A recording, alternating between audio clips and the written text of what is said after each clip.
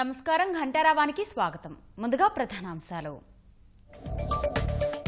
రాజధానిలో ఇళ్ల స్థలాల పంపిణీపై ప్రభుత్వానికి చుక్కెదురు. 4 వారాల పాటు ఉత్తర్వులు సస్పెండ్ చేసిన హైకోర్టు.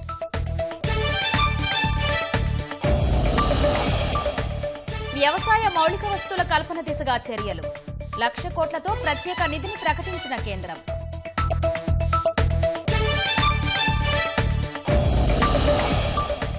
పాడి పరిశ్రమలో ప్రైవేటు పెట్టుబడులకు ఆహ్వానం.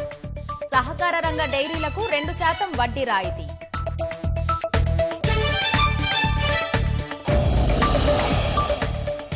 ₹20,000 కోట్ల మత్స్యకారులకు చేయూత.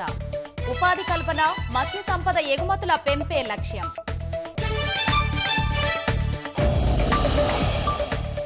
రెండో విడత రైతు భరోసా నిధులు విడుదల చేసిన సీఎం.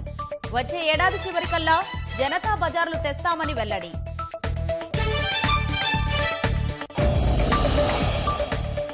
రాష్ట్రంలో కొత్తగా 57 కరోనా కేసులు.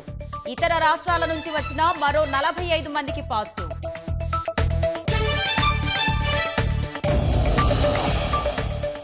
ఆర్టీసీలో 6,000 మంది అవుట్సోర్సింగ్ ఉద్యోగులకు మంగళం. తీవ్రంగా వ్యతిరేకించిన ఉద్యోగ సంఘాలు.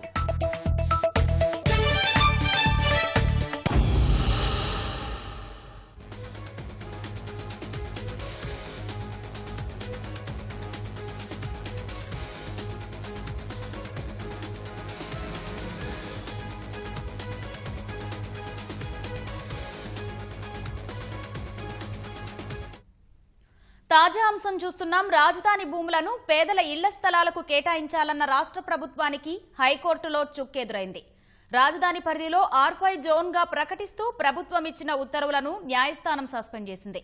సంబంధిత ఉత్తర్వులను 4 వారాల పాటు సస్పెండ్ చేస్తూ హైకోర్టు నిర్ణయం వెలువరించింది. రాజధాని మాస్టర్ ప్లాన్ లో మార్పు చేయాలంటే ప్రజాభిప్రాయ సేకరణ తప్పనిసరని పిటిషనర్ వాదించారు. స్థానిక సంస్థలు, గ్రామ కమిటీల అభిప్రాయాలు సేకరించాల్సి ఉంటుందన్నారు. ఆ మేరకు నిర్ణయం ప్రకటించిన హైకోర్టు ఈ అంశంపై తదుపరి విచారణను జూన్ 17కు వాయిదా వేసింది. అమరావతి రాజధాని ప్రాంతంలో ఇళ్ల స్థలాల పంపిణీ కోసం ప్రభుత్వం జారీ చేసిన ఉత్తర్వులను హైకోర్టు 4 వారాల పాటు సస్పెండ్ చేసింది. దీనికి సంబంధించి మరింత సమాచారం మా ప్రతినిధి జయప్రకాష్ ను అడిగి తెలుసుకుందాం. జయప్రకాష్, చెప్పండి, రాజధానిలో ఇళ్ల స్థలాలపై ప్రభుత్వం ఉత్తర్వులను సస్పెండ్ చేయడానికి ప్రధాన కారణాలేంటి? జాహ్నవి, ఈ రోజు హైకోర్టు మధ్యంతర ఉత్తర్వులు జారీ చేసింది. ఏదైతే రాజధాని ప్రాంతంలో కొంత భూమి పేదలకు ఇవ్వాలి, పేదల ఇళ్లకు ఇవ్వాలనేటువంటిది ప్రభుత్వం నిర్ణయించి దాన్ని R5 జోన్ గా ఒక జోన్ ను క్రియేట్ చేసి దాంట్లో దానికి సంబంధించినటువంటి ఒక నోటిఫికేషన్, గజెట్ నోటిఫికేషన్ ను ప్రభుత్వం మార్చి 20లో ఇచ్చింది. అయితే దీన్ని సవాల్ చేస్తూ అమరావతి రైతులు హైకోర్టుని ఆశ్రయించారు. హైకోర్టు దానిపైన వ్యాజ్యం పైన విచారణ జరిపారు. ఈ రోజు ఏదైతే ప్రభుత్వం విడుదల చేసినటువంటి గజెట్ నోటిఫికేషన్ ను 4 వారాల పాటు సస్పెండ్ చేస్తూ తదుపరి విచారణను జూన్ 17కి వాయిదా వేసింది. జూన్ 15 లోపు ప్రభుత్వం దీనిపైన కౌంటర్ వేయాలనేటువంటిది తెలిపింది. ఇందులో ప్రధాన అంశంగా చూసుకున్నట్లయితే ఎవరైతే పిటిషనర్ తరపు న్యాయవాది సంజయ్ ఉన్నారో వారు కొన్ని వాదనలు న్యాయమూర్తి దృష్టికి తీసుకువెళ్లారు. ప్రస్తుతం R5 జోన్ అనేటువంటిది వారు క్రియేట్ చేసి ఒక సెంటు భూమి దాంట్లో అక్కడ ఉన్నటువంటి పేదలకు ఇల్లు స్థలాలు ఇవ్వాలనేటువంటిది కోరుతున్నారు. గతంలో 1.20 స్క్వేర్ యార్డ్స్ కింద ఇవ్వాలనేటువంటిది ఉన్నది. ఇటువంటి మార్పులు చేయాలంటే ఏదైతే APCRDA యాక్ట్ ఉందో దాని సెక్షన్ 41 ప్రకారంగా మాస్టర్ ప్లాన్ లో కనుక ఏదైనా సరే మార్పులు చేయాలంటే అక్కడ ఉన్నటువంటి గ్రామ కమిటీలు, అక్కడ ఉన్నటువంటి ప్రజలు, వాళ్ళందరి యొక్క అభిప్రాయాలు సేకరించాలి. అయితే వీటిని పూర్తి స్థాయిలో సేకరించకుండానే ప్రభుత్వం గజెట్ నోటిఫికేషన్ వేసిందనేటువంటిది చెప్తూ ఉన్నారు. మరొక అంశం కూడా ఆయన న్యాయమూర్తి దృష్టికి తీసుకువెళ్లారు. ప్రభుత్వం రాజధాని ప్రాంతంలో ఇండస్ట్రియల్ జోన్ అనేటువంటిది ఒకటి ఏర్పాటు చేయాలనుకుంది మాస్టర్ ప్లాన్ ప్రకారము. ఇప్పుడు కనుక ఇది కనుక గజెట్ నోటిఫికేషన్ ద్వారా కనుక R5 జోన్ ని ఏర్పాటు చేస్తే అక్కడ ఉన్నటువంటి కొన్ని గ్రామాల్లో ఇండస్ట్రియల్ జోన్ కి సంబంధించినటువంటి భూమి కూడా ఈ పేదల ఇళ్ల స్థలంలో పోతుంది అనేటువంటిది న్యాయమూర్తి దృష్టికి తీసుకువచ్చారు. ఏదైనా సరే ఈ నోటిఫికేషన్ అనేటువంటిది సరైనది కాదు అనేటువంటిది తీసుకువచ్చారు.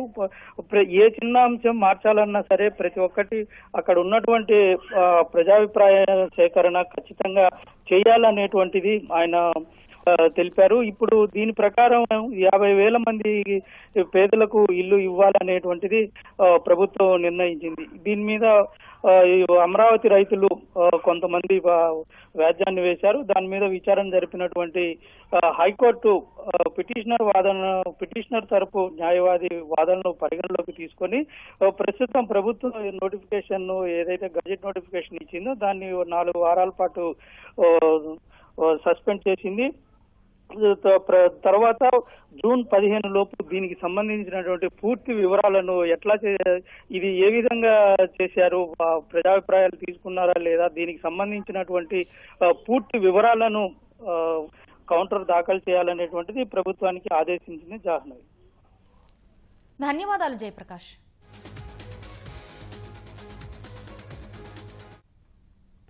విశాఖ నౌకాదళ రహస్యాల గూఢచర్యం కేసులో ఎన్ఐఏ ఓ వ్యక్తిని అరెస్ట్ చేసింది. ముంబైకి చెందిన మహ్మద్ హరూన్ను ప్రధాన కుట్రదారిగా పేర్కొన్న అధికారులు అతన్ని అదుపులోకి తీసుకున్నారు. యుద్ధ నౌకలు, జలాంతర్గాముల రహస్యాలను పాకిస్తాన్కు చేరవేస్తున్నాడని అతడిపై ఆరోపణలు ఉన్నాయి. గూఢచర్యం కేసులో నౌకాదళ సిబ్బంది సహా 11 మందిని అరెస్ట్ చేసిన ఎన్ఐఏ నిందితుడి నుంచి సాంకేతిక పరికరాలను అధికారులు స్వాధీనం చేసుకున్నారు.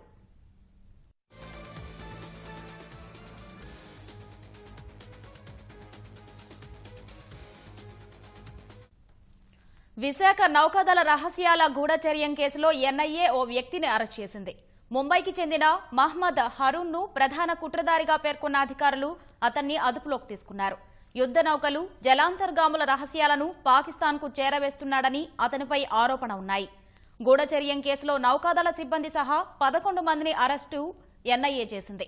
నిందితుడి నుంచి సాంకేతిక పరికరాలను అధికారులు స్వాధీనం చేసుకున్నారు.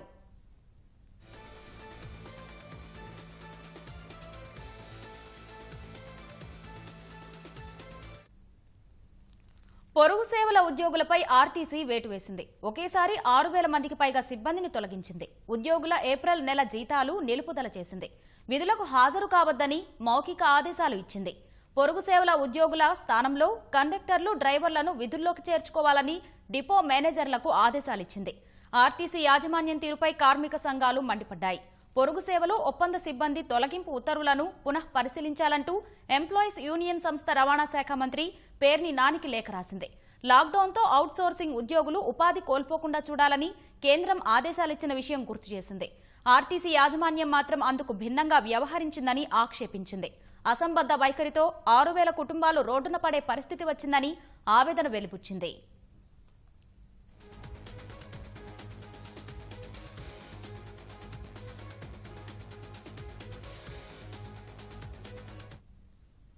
అనేక సమస్యలతో సతమతమవుతున్న వ్యవసాయ రంగాన్ని ఆదుకోవడమే లక్ష్యంగా కేంద్రం పెద్ద ఎత్తున మౌలిక వస్తువుల కల్పనకు కార్యాచరణ ప్రకటించింది.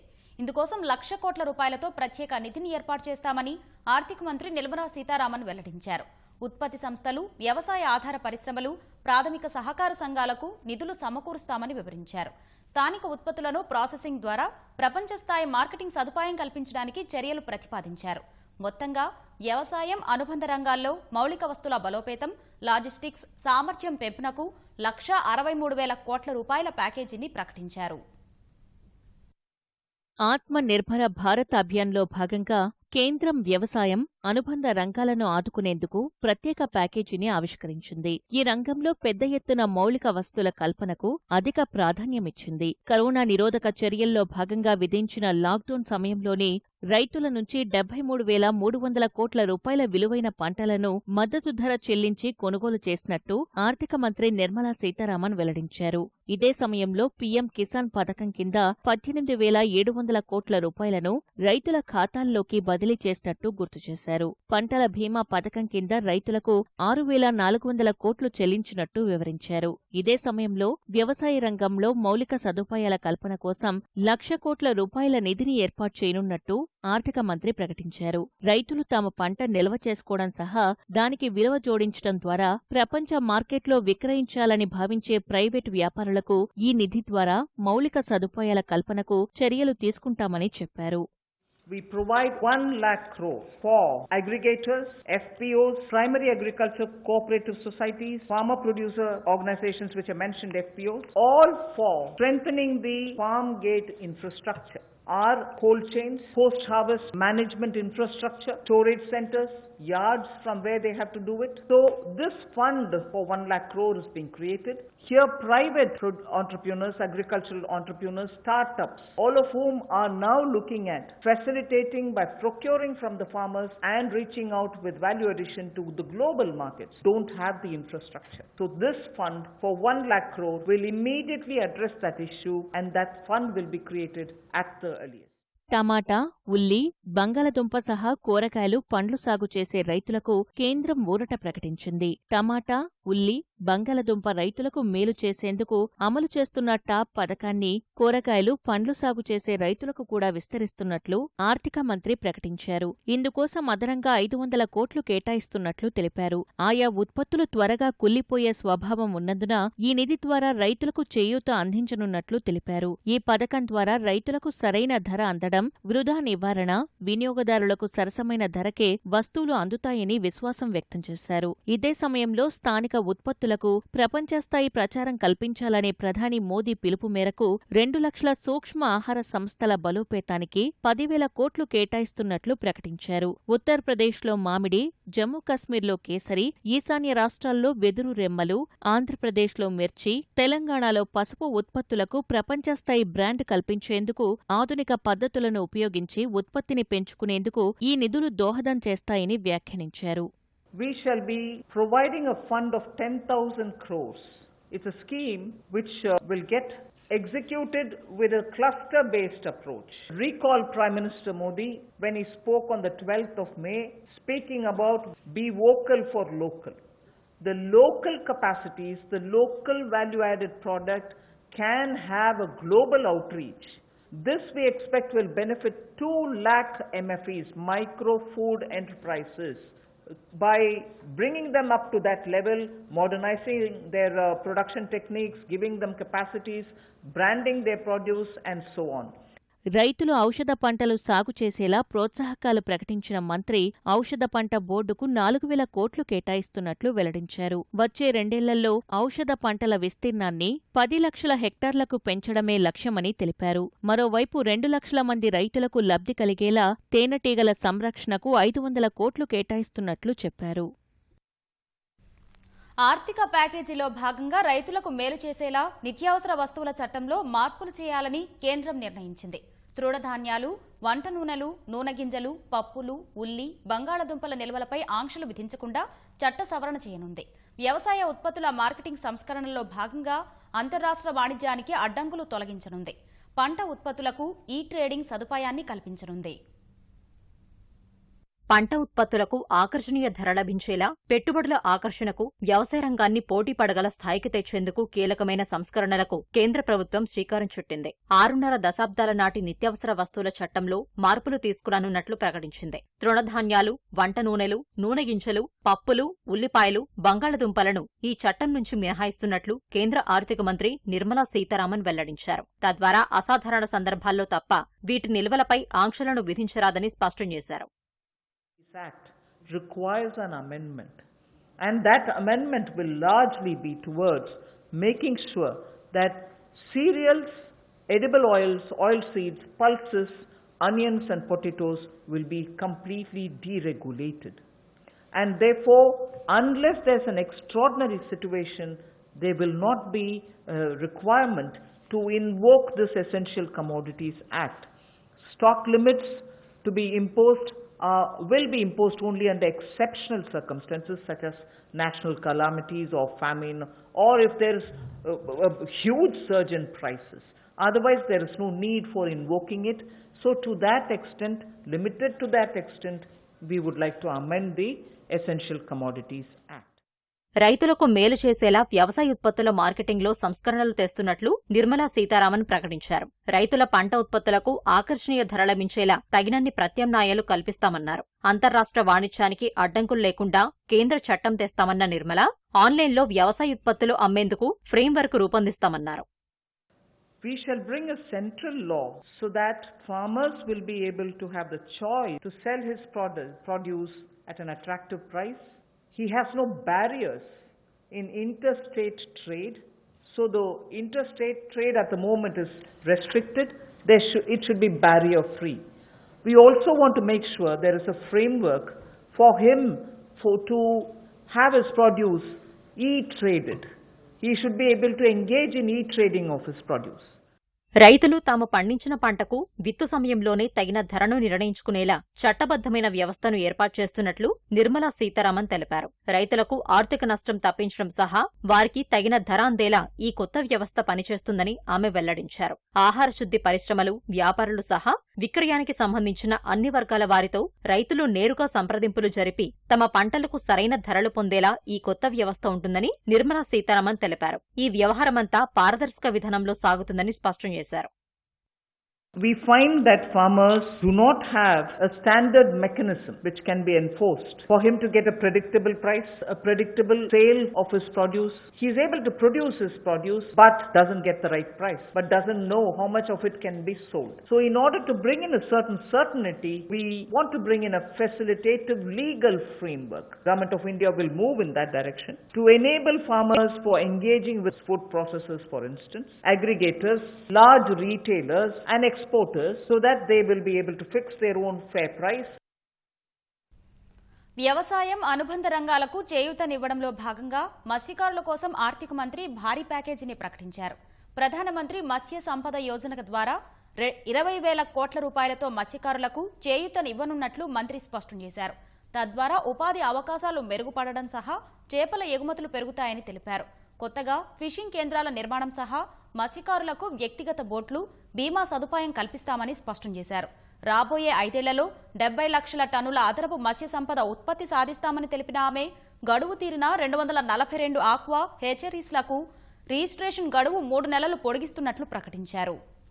We expect it will give employment for about 55 lakhs of people, and it will help in doubling India's export to reach 1 lakh crores. We also hope that this will bring in better standards in traceability, laboratory networks will be provided, new fishing vessels can be given for fishermen and so on, new fishing harbors can also be built, and during the ban period, during that period also they can get some kind of a assistance. So personal boat and insurance for boats, both personal and also both can be insured. Insurance will be provided. దేశంలో పాడి పరిశ్రమ అభివృద్ధి రంగంలో పెద్ద ఎత్తున private పెట్టుబడులకు ఆహ్వానం పలుకుతున్నట్లు ఆర్థిక మంత్రి నిర్మలా సీతారామన్ తెలిపారు.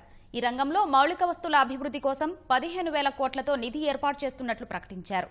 పాలు, పాల పదార్థాల ప్రాసెసింగ్, ఎగుమతుల కోసం పరిశ్రమలు ఏర్పాటు చేయాలని ప్రైవేటు రంగాన్ని ఆహ్వానించారు. పశువులకు సంక్రమించే వ్యాధుల నివారణకు 13,343 కోట్ల వ్యయంతో పెద్ద ఎత్తున వ్యాక్సినేషన్ కార్యక్రమం నిర్వహిస్తున్నట్లు మంత్రి వివరించారు. మొత్తం 53 కోట్ల పశువులు, గొర్రెలు, మేకలు, పందులకు వచ్చే గాలికుంటు, నోటి సంబంధ వ్యాధుల నివారణకు ఈ వ్యాక్సినేషన్ చేస్తున్నట్లు తెలిపారు. పాల ఉత్పత్తిని ప్రోత్సహించేందుకు సహకార రంగాల్లోని డైరీలకు 2% వడ్డీ రాయితీ ఇస్తున్నట్లు వివరించిన నిర్మలా సీతారామన్ తద్వారా 2 కోట్ల మంది రైతులకు 5,000 కోట్ల మేర ప్రయోజనం కలుగుతుందని తెలిపారు. 15,000 crores will be spent for dairy infrastructure, and we also hope that many private investments can also come into this area because it has great potential for export, great potential within India for the market. So we aim to support private investment also in dairy processing, value addition, and also for cattle feed infrastructure. Cattle feed is a potential area not just for India. Export of cattle feed also has a lot of scope. And therefore, Animal Husbandry Infrastructure Development Fund of 15,000 crores is being established. and that can work as an incentive. We can also give incentives for establishing of plants for export of niche products. Vaikapa ప్రభుత్వానికి సంక్షేమ పథకాలు ఇవ్వాలనే ఆరాటం తప్ప కోతలు పెట్టాలనే ఉద్దేశం లేదని సీఎం జగన్ స్పష్టం చేశారు. రైతు భరోసా రెండో విడత నిధులు విడుదల చేసిన ముఖ్యమంత్రి అర్హులు ఎవరైనా మిగిలిపోతే మరో నెలలో నమోదు చేసుకోవాలని పిలుపునిచ్చారు. ఈ నెల 30న రైతు భరోసా కేంద్రాలు, వచ్చే ఏడాది చివరికల్లా వైఎస్ఆర్ జనతా బజార్లు ప్రారంభిస్తామని ప్రకటించారు. వైఎస్సార్ రైతు భరోసా పీఎం కిసాన్ పథకం కింద రెండో విడతగా 2,800 కోట్ల రూపాయల నిధులను సీఎం జగన్ విడుదల చేశారు. 49,56,000 మంది లబ్దిదారుల ఖాతాల్లో 5,500 రూపాయల చొప్పున జమ చేసినట్లు తెలిపారు. ఈ సొమ్మును బ్యాంకులు వేరే రుణాల కింద జమ చేసుకుంటే 1902కు ఫోన్ చేసి చెప్పాలన్న సీఎం, అర్హులైనా మిగిలిపోయి ఉంటే నెలలోగా గ్రామ సచివాలయాల్లో నమోదు చేసుకోవాలన్నారు. 7,500 రూపాయలు మనం మే మాసంలోనే ఇవ్వాలని అనుకున్నప్పటికీ కరోనా కారణంగా 2,000 రూపాయలు మనం ఏప్రిల్ మాసంలోనే ఇవ్వడం జరిగింది. మళ్ళీ ఇవాళ ఖరీఫ్ మొదలవుతుంది జూన్ నుంచి. ఆ జూన్ పంటలకు సన్నద్ధమయ్యే దానికోసం పెట్టుబడి కోసం రైతన్నకు అవసరము అని చెప్పి భావించి బ్యాలెన్స్ 5,500 రూపాయలు ప్రతి రైతన్నకు ఇవ్వడం జరుగుతూ ఉంది. రబీ అవసరాలకైనా కూడా ఉపయోగపడుతుందని మరో 4,000 రూపాయలు మళ్ళీ అక్టోబర్లో మళ్ళీ ఇవ్వడం జరుగుతుంది. సంక్రాంతి వేళ మూడో విడతగా మళ్ళీ రైతులకు మరో 2,000 రూపాయలు కూడా ఇవ్వడం జరుగుతుంది. ఇంకా ఎవరైనా కూడా అరకొరనో ఎక్కడో ఒకసారి మిస్ అయిపోయిన ఇంటికి ఒక నెల రోజులు టైం ఇస్తా, గ్రామ సెక్రటేరియట్ దగ్గరికి వెళ్ళి నమోదు చేసుకోమని కూడా చెప్తా ఉన్నా. ఎందుకంటే మన ప్రభుత్వం ఎలా ఇవ్వాలి అని చెప్పి ఆరాట పడతా ఉంది, కానీ ఎలా కత్తిరియాలి అని చెప్పి ఆరాటపడడం లేదు. వైకాపా ప్రభుత్వం ఏర్పాటై ఏడాది పూర్తవుతున్న సందర్భంగా ఈ నెల 30న 10,641 మంది రైతు భరోసా కేంద్రాలను ప్రారంభిస్తున్నట్లు జగన్ తెలిపారు. సాగు, మార్కెటింగ్, ఫుడ్ ప్రాసెసింగ్ లో మార్పులు తీసుకురావడమే లక్ష్యంగా రైతులకు జిల్లా, రాష్ట్ర స్థాయిలో వ్యవసాయ బోర్డులు ఏర్పాటు చేస్తామన్నారు. వచ్చే ఏడాది చివరికల్లా పంట ఉత్పత్తులు స్థానికంగా విక్రయించేలా వైఎస్సార్ జనతా బజార్లు ఏర్పాటు చేస్తామని సీఎం చెప్పారు. అంటే ఇంకా 1 సంవత్సరం టైం అడుగుతా ఉన్నా. ప్రతి గ్రామ సెక్రటేరియట్ పక్కన వైఎస్ఆర్ జనతా బజార్లు కూడా తీసుకొచ్చే కార్యక్రమం కూడా చేస్తా ఉన్నాం. పంటల దగ్గర నుంచి గుడ్లు, కూరగాయలు, పండ్లు, ఆక్వా ప్రొడక్ట్స్, చేప, ఇవన్నీ కూడా గ్రామ స్థాయిలోకి, వార్డు స్థాయిలోకి తీసుకొని పోగలిగితే కనీసం ఒక 30% రైతులు పండించే పంటను మనం డొమెస్టిక్ గా అమ్మగలిగే పరిస్థితిలోకి ఈ మార్కెటింగ్ శాఖ గన పోగలిగితే రైతులకు ఏ పొద్దైనా కూడా గిట్టుబాటు ధరలు రాని పరిస్థితి రాకుండా ఉంటుంది. రైతులకు పండించిన పంటను గ్రేడింగు, సార్టింగు, ప్యాకింగు ఇవన్నీ కూడా ఏకంగా గ్రామ స్థాయిలోకి తీసుకొని పోయే విధంగా, గ్రామ స్థాయిలోనే గిడ్డంగులు, కోల్డ్ స్టోరేజీలు కూడా ఏర్పాటు చేసే స్థాయిలోకి తీసుకొని పోయే విధంగా ఈ సంవత్సర కాలంలోకి ఇంకా మార్పులు కూడా చేయబోతా ఉన్నామని. రైతులకు పగటిపూట 9 గంటల ఉచిత విద్యుత్ సరఫరా కోసం ఖరీఫ్ నాటికి 82% ఫీడర్లు సిద్ధంగా ఉన్నాయన్న ముఖ్యమంత్రి, కరోనా ప్రభావం లేకుండా మిగతా 18% కూడా అందుబాటులోకి వచ్చేవన్నారు. రైతు భరోసా పేరుతో వైకాపా ప్రభుత్వం రైతులను దగా చేసిందని తెలుగుదేశం పార్టీ జాతీయ ప్రధాన కార్యదర్శి నారా లోకేష్ ఆరోపించారు.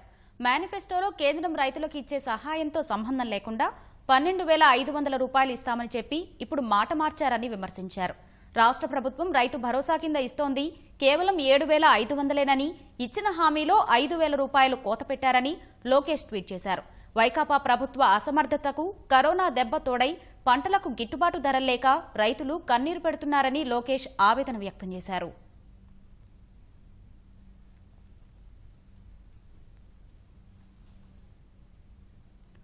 కోయంబేడు దెబ్బకు రాష్ట్రంలో కరోనా కేసులు పెరుగుతూనే ఉన్నాయి. కొత్తగా నమోదైన 57 కేసుల్లో 28 మందికి మార్కెట్ లింకులు ఉన్నాయి. ఇతర రాష్ట్రాలకు చెందిన వలస కూలీలకు పెద్ద ఎత్తున వైరస్ సోకుతుండడం కలకలం రేపుతోంది. 45 మంది వలస కూలీలు వ్యాధి బారిన పడినట్లు వైద్యారోగ్య శాఖ తెలిపింది. మొత్తంగా రాష్ట్రంలో కేసుల సంఖ్య 2,157కు చేరగా మృతుల సంఖ్య 48గా ఉంది. రాష్ట్రంపై కోయంబేడు మార్కెట్ ప్రభావం తీవ్రంగానే ఉంది. అక్కడికి వెళ్లివచ్చిన వారిలో వైరస్ విస్తృతంగా వ్యాపిస్తోంది. కొత్తగా 9,038 నమూనాలు పరీక్షించగా 57 కేసులు వెలుగుచూశాయి. ఇందులో అత్యధికంగా చిత్తూరు, నెల్లూరు జిల్లాల్లో 14 చొప్పున కొత్త కేసులు రికార్డయ్యాయి. చిత్తూరు జిల్లాలో వైరస్ సోకిన 14 మందిలో 13 మందికి కోయంబేడు లింకులున్నట్లు వైద్యారోగ్య శాఖ పేర్కొంది. వీటితో కలిపి జిల్లాలో వ్యాధి బారిన పడ్డవారి సంఖ్య 165కు ఎగబాకింది. ఇక నెల్లూరు జిల్లాలో కొత్తగా నమోదైన 14 కేసుల్లోనూ 8 మంది చెన్నై మార్కెట్కు వెళ్లి వచ్చిన వారే. దీని ద్వారా జిల్లాలో మహమ్మారి బాధితుల సంఖ్య 140కి చేరింది. కర్నూలు జిల్లాలో ఒక్కరోజు విరామం తర్వాత మళ్లీ 8 మందికి పాజిటివ్ నిర్ధారణైంది. గురువారం కేసులేమీ రాలేదని ఊపిరి పీల్చుకున్న అధికారులు కొత్త కేసుల్లో 5గురికి కోయంబేడు లంకె ఉండడంతో కలవరపడ్డారు. ఈ 8తో కలిసి జిల్లాలో కరోనా కేసులు 599కి చేరాయి. అనంతపురం జిల్లాలో మరో 4గురికి వైరస్ సోకగా అందులో ఒకరికి తమిళనాడు మార్కెట్ చరిత్ర ఉన్నట్లు తేలింది. జిల్లాలో బాధితులైన వారి సంఖ్య 122గా ఉంది. కృష్ణా జిల్లాలో కొన్నాళ్లుగా తక్కువ కేసులు వస్తుండటంతో వైరస్ కట్టడి అయిందని భావించగా ఒకేసారి 9 మందికి నిర్ధారణ కావడం ఆందోళనకు గురిచేసింది. దీనితో మొత్తం కేసులు 360కి పెరిగినట్లు అధికారులు వెల్లడించారు. విజయనగరం జిల్లాలో కొన్ని రోజుల తర్వాత మరో 3 కేసులు బయటపడ్డాయి. బలిజపేట మండలానికి చెందిన వృద్ధురాలితో పాటు 2 వలసజీవులు బాధితులైనట్లు వైద్యారోగ్య శాఖ తెలియజేసింది. విశాఖపట్నం జిల్లాలో ఇంకో 2కి వైరస్ నిర్ధారణతో మొత్తం కేసులు 68కి చేరుకున్నాయి. కడప జిల్లాలో కరోనా కేసులు 100 దాటాయి. 2 కేసులు పెరుగుదలతో జిల్లాలో ఇప్పటిదాకా 101 మంది బాధితులైనట్లు అధికారులు చెప్పారు. ఈ 2 కేసుల్లో ఒకరైన సంబిపల్లి వ్యాపారికి కోయంబేడు లింక్ ఉండగా చెన్నై నుంచి బద్వేలు మండలానికి వచ్చిన దంపతుల్లో ఒకరు వైరస్ బారిన పడ్డారు. తూర్పుగోదావరి జిల్లాలో ఒకరికి కోవిడ్ సోకగా మొత్తం కేసులు 52కు చేరాయి. ఏపీకి వచ్చిన 45 మంది ఇతర రాష్ట్రాల వారికి ఇప్పటి పరీక్షల్లో కరోనా సోకినట్లు వైద్యారోగ్య శాఖ తెలిపింది. ఇందులో మహారాష్ట్రకు చెందిన 34 మంది, రాజస్థాన్ వాసులు 11 మంది ఉన్నట్లు వివరించింది. ఇప్పటిదాకా 150 మంది పొరుగు రాష్ట్రాల వారు వైరస్ బాధితులయ్యారని పేర్కొంది. విరామం లేదు, విశ్రాంతి లేదు, అలుపు లేదు, సొలుపు లేదు, వెనకడుగు లేనేలేదు. పోలీసుల నిర్బంధాలు, లాఠీ దెబ్బలు, కేసులు, అరెస్టులతో అణిచివేసేందుకు ఎంతగా యత్నించినా పోరుబాట వీడలేదు. అన్యాయాన్ని ప్రశ్నిస్తూ న్యాయం జరిగే వరకు అడుగు ముందరుకేరంటూ 5 నెలలుగా ఉద్యమం ఉరకలెత్తుతూనే ఉంది. ప్రజా రాజధాని కోసం అమరావతి ప్రజ నినదిస్తూనే ఉంది. కలల రాజధాని అమరావతి కోసం సాగుతున్న ప్రజా పోరాటం 150 రోజుల మైలురాయిని చేరుకుంది. వైకాపా సర్కార్ 3 రాజధానుల నిర్ణయాన్ని వ్యతిరేకిస్తూ ఏకైక రాజధానిగా అమరావతినే కొనసాగించాలంటూ రైతులు, రైతు కూలీలు, మహిళలు, పిల్లలు ఇలా అన్ని వర్గాల ప్రజలు చేస్తున్న ఉద్యమం అలుపెరగక సాగుతోంది. దాదాపు 3.5 నెలలు దీక్షా శిబిరాలు, రోడ్డు దిగ్బంధాలు, నాయకుల నిలదీతతో హోరెత్తిన పోరాటం లాక్డౌన్ విధించినా చల్లబడలేదు. నిబంధనలు పాటిస్తూనే ఎవరి ఇళ్లలో వారు వివిధ రూపాల్లో ఆకాంక్షలు చాటుతూనే ఉన్నారు. రాజధాని మార్చవద్దంటూ తుళ్లూరులో ఐకాస నేతలు దీక్ష చేపట్టారు. ప్రభుత్వం దిగొచ్చే వరకు పోరు ఆగదని తేల్చి చెప్పారు. విశాఖ గ్యాస్ లీకేజీ బాధితులు, ప్రకాశం జిల్లా ట్రాక్టర్ ప్రమాద మృతులకు ఐకాస నేతలు సంతాపం ప్రకటించారు. రాజకీయ కారణాలను పక్కన పెట్టి అమరావతి ప్రజలు చేస్తున్నటువంటి ధర్మ పోరాటాన్ని గుర్తించండి.